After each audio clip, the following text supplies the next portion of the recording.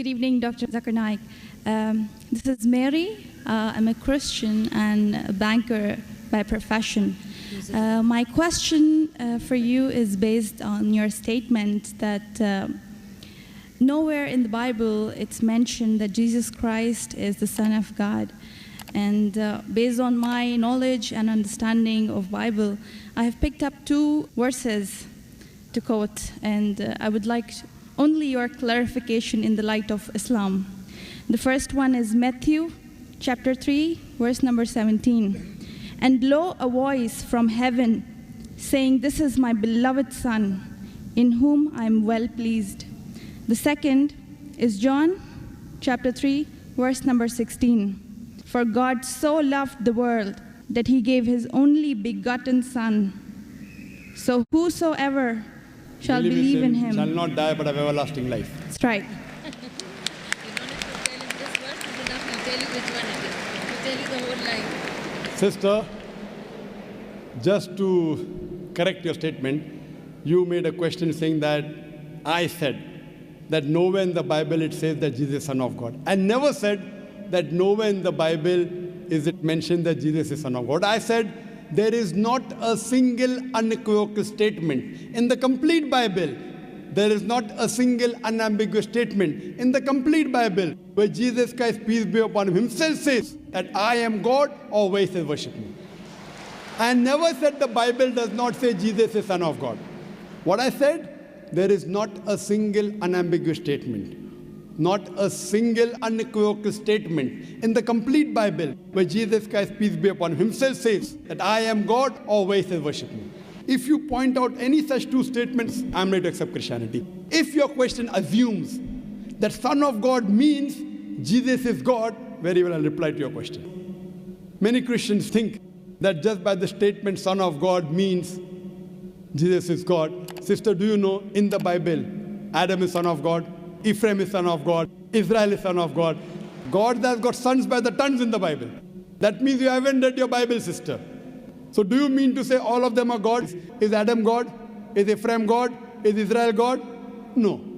Son of God, sister, is a statement used if you read Romans chapter number 8, verse number 14. All those that are led by the Spirit of God, they are sons of God. Means if you follow the commandment of God, if I follow the commandment of God, I am a son of God. In this way, undoubtedly, Jesus Christ, peace be upon him, verily is the most beloved Son of God. Meaning, he is following the commandment of God. I have got no problem at all. If you say Son of God means persons who follow the commandments of God, like it's mentioned in Romans, all those who are led by the Spirit of God, they are sons of God. If I follow the commandment of God, you follow the commandment of God, we are called children of God. Very innocent statement, no problem. So as far as your Matthew is concerned, 3:17 I have clarified. Now coming to your second quotation of Gospel of John chapter 3 verse number 16.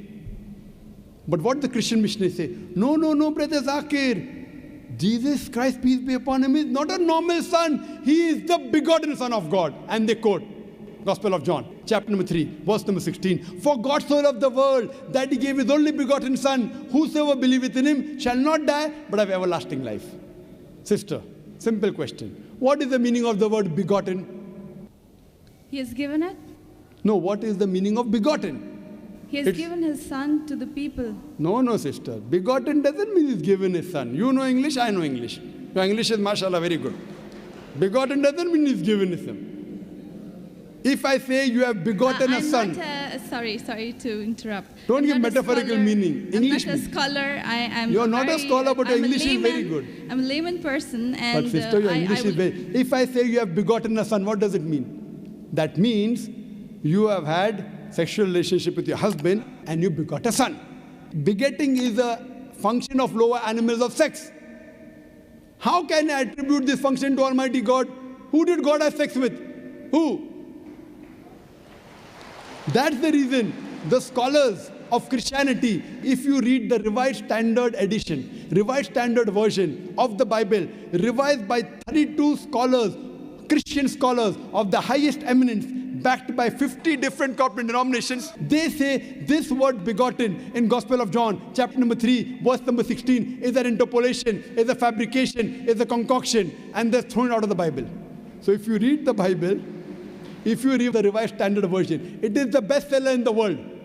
Revised Standard Version, revised by not Muslims, not Hindus, 32 Christian scholars of the highest eminence, backed by 50 different corporate denominations. They say this word begotten is not present in the original manuscript of Gospel of John chapter 3 verse 16. What they say, it's an interpolation, it's a fabrication, it's a concoction, it's an adulteration. So Jesus is just like a son. Like Adam was son of God, Ephraim was son of God, Israel was son of God. He's a prophet of God. So I've got no problem in accepting that verily Jesus Christ, peace be upon him, was a prophet and a messenger of God, but he was not God. Hope that answers the question, sister. So now, sister. Thank you very much, Dr. Sister, Zakir. can we reverse the role now? Yes, I definitely. said I was ready to accept Christianity if you proved Jesus was God. Would you accept Islam now? Would you agree that Jesus is the prophet of God? I have still a few more things to clarify. You're most welcome, sister. Why do Muslims refrain from the statement, Son of God? Why? Yes. If I answer the question, will you accept Islam? Fine, it's not a compulsion. I think we have a huge population of Muslims in the world. We Yes. need believers. We do not need only Muslims by name. Yes, so we want Muslim by deed, so we want to become Muslim by deed, not by name. Sister, okay, coming to your question, that why do Muslims refrain from using Son of God as a phrase? Very good question. And that's the reason, sister, if you read the Quran has got 99 attributes to Allah subhanahu wa ta'ala. Ar-Rahman, Ar-Rahim, Al-Hakim, most gracious, most merciful, most wise. But Allah subhanahu wa ta'ala in his last and final revelation, if there's something like Old Testament and New Testament, Quran is the last testament. In his last testament, he has not used the word Ab. In Arabic, Ab means father. Why? He has used the more difficult word Rab.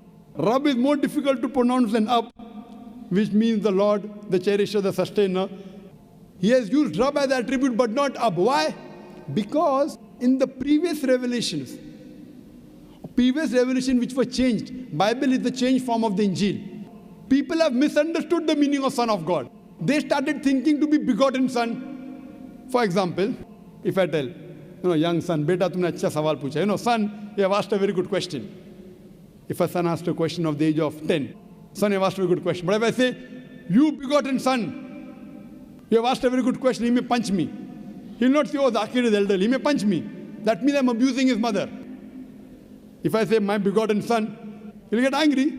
I'm insinuating that I had sex with his mother.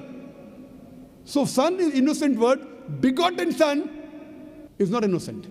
Same way, the son is a very good word, but people started misunderstanding. So to remove this confusion, that's the reason the Quran does not use the word father as attribute to Almighty God. Otherwise, it's a good word. So same way, we refrain from using Son of God because people start thinking that he's God. No Christian ever comes and tells me Adam is son of God, Ephraim is son of God. Why? Bible says Israel is son of God. Why don't you come and tell me? Because they are programmed. No Christian has come and told me that the Bible says Ephraim is son of God. No, why? Because they are programmed to believe that Jesus Christ is Almighty God. He never said he's Almighty God. And I told you earlier, in my earlier answer, he never claimed divinity. That means you're insulting Almighty God. That means you're insulting Jesus Christ, peace be upon him. That's what I say. If Christian means a person who follows the teachings of Jesus Christ, peace be upon him, we Muslims are more Christian than the Christians themselves. You know why? Because if you read the Bible, Jesus Christ, peace be upon him, it's mentioned in the Gospel of John, he was circumcised on the 8th day. We Muslims are circumcised, Christians are circumcised. Jesus Christ, peace be upon him, said that you have to follow each and every law of the Bible, each and every commandment. Gospel of Matthew chapter 5, verse number 17 to 20. If you break one law or jittle from the commandment, you shall not enter the kingdom of heaven. If you go to the Old Testament, clearly says in the book of Leviticus, chapter number 11, verse number 7 to 8. In the book of Deuteronomy, chapter number 14, verse number 8. In the book of Isaiah, chapter 65, verse number 2 to 5, that you shall not have pork. Muslims don't have pork, but Christians have pork. So if Christian means a person who follows the teachings of Jesus Christ, peace be upon him, we Muslims are more Christian than the Christians themselves. The Bible says in the book of Ephesians, chapter number 5, verse number 18, that thou shalt not have wine. It's mentioned in the book of Proverbs, chapter number 20, verse number 1. Wine is a mocker. You should not have wine. Muslims don't have alcohol, but the Christians have alcohol. Further, if you analyze, there are various references I can give you. So if Christian means one who follows the teachings of Jesus Christ, peace be upon him, I say that I am more Christian than the Christian themselves. If you become a Muslim, you are a more better practicing Christian than the so-called namesake Christians. Yes, sister. Can I ask something? Sure, yeah. Right. You're most welcome, sister.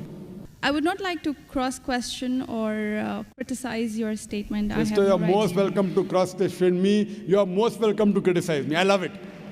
Unless a person doesn't cross-examine. See, suppose I want to prove something. If I say this is the best, I want to check it out whether it's best or not. That's right. Because a logical person, so please, sister, cross-examine me, criticize me, attack me. Once you're convinced, then you accept it. Yes, sister, go ahead. I will definitely not intend to do something like this. The object of questioning more is to know more so that I know what I follow is right. That's all. Thank you very much. Sister can ask any question, no problem. You're most welcome. Whether your intention is very good, but I went to the extent of saying even your intention is bad, no problem. But your intention is very good, sister. So you can ask any questions and you don't have to accept Islam. No one can force you. Quran says, La ikraha fid deen. There is no compulsion in religion. Truth stands out clear from error. So don't think that if I answer a question, you have to accept. On the day of judgment, only give the evidence that I gave you the answer. Yes, sister. Any questions? Thank you very much. Yes, sister. You said that we Muslims are better Christians than the actual Christians. So the complete statement I made, if Christian means a person who follows the teachings of Jesus Christ, peace be upon him, we Muslims are more Christian than the Christian themselves. Yes, sister, your question. But this is not a layman statement. I do not have a specialized knowledge of Islam and as well as Christianity. And you can ask the doctors of divinity whether I'm saying is right or wrong. Yes, sister. Thank you very much, Dr. Naik. So what is the question then? That was my question, that why did you mention that we Muslims are better Christians than the actual Christians? When I said that, why did I say that? I think this is beyond my thinking, that why would a Muslim call himself a Christian? No, correct. Why? Because we love Jesus Christ, peace be upon him. We love him more than you. We love him, we respect him, we revere him, but we don't worship him. The reason I said this because I love Jesus Christ, peace be upon him. I respect him, I revere him, but I don't worship him. Because he never told me to worship him. If he would have told me to worship him, I would have worshipped him. So that's the reason I say, if Christian means a person who follows the teachings of Jesus Christ, peace be upon him, I'm more Christian than the Christian themselves. Because I love Jesus Christ, peace be upon him. I respect him, I revere him, but I don't worship him. So hope that answers the question, sister. Thank you very much.